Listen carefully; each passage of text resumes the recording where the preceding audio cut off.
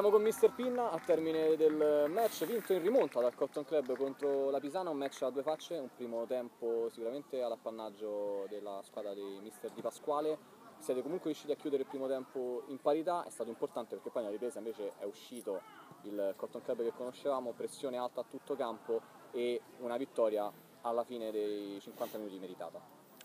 Sì, penso di sì, hai centrato in pieno, nel senso del primo tempo credo che ai punti, sebbene sia finito in pareggio, meritasse la Pisana. La Pisana ha giocato un gran bel calcio, è una squadra che secondo me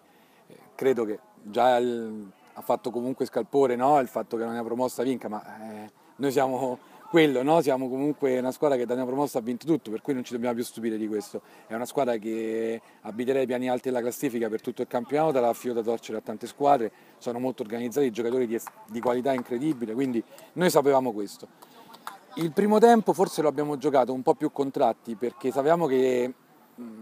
l'intensità sarebbe stata comunque alta e noi avevamo una panchina un po' corta oggi per alcune assenze e quindi pensavamo di far sfogare loro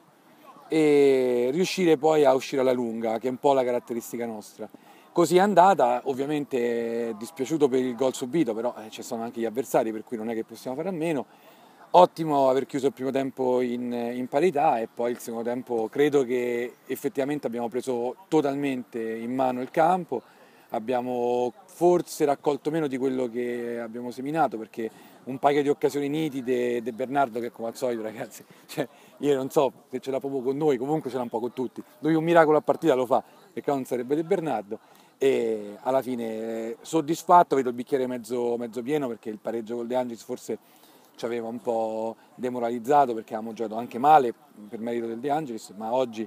la squadra soprattutto nel secondo tempo molto bene.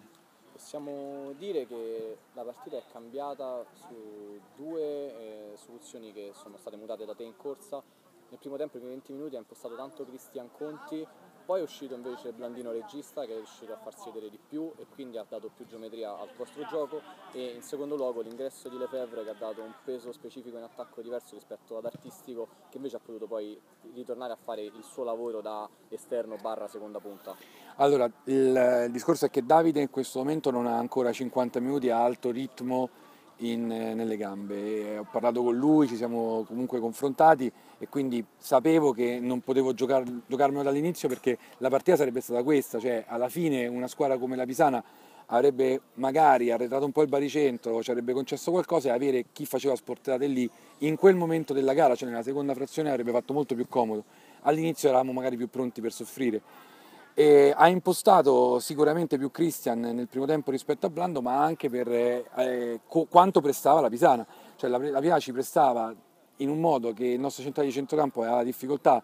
a far gioco e per forza di cose a quel punto è o un terzino o il centrale di difesa che impostano. Non mi preoccupo perché comunque ho giocatori che hanno i piedi per poterlo fare, la manovra perde qualcosina, però ripeto, fare 50 minuti a calciotto come la Pisana ha fatto i primi 15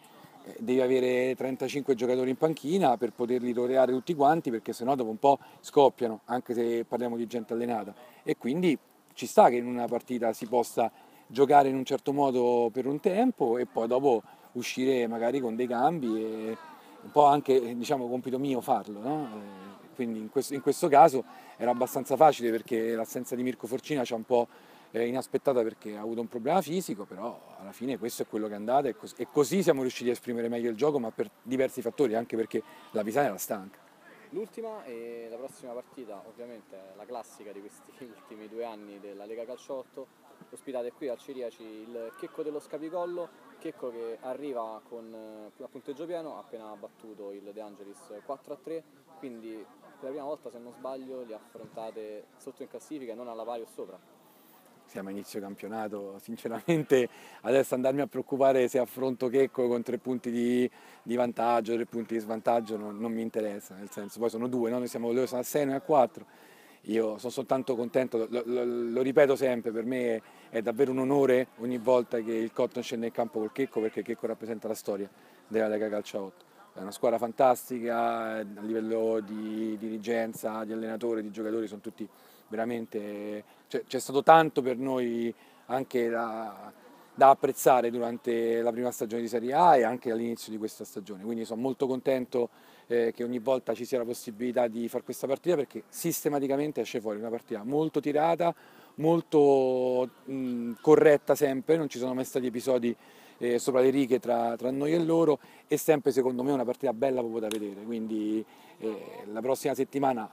li ospitiamo con i doveri comunque di campioni come siamo, però con il massimo rispetto per una squadra che ha fatto la storia di questo campionato.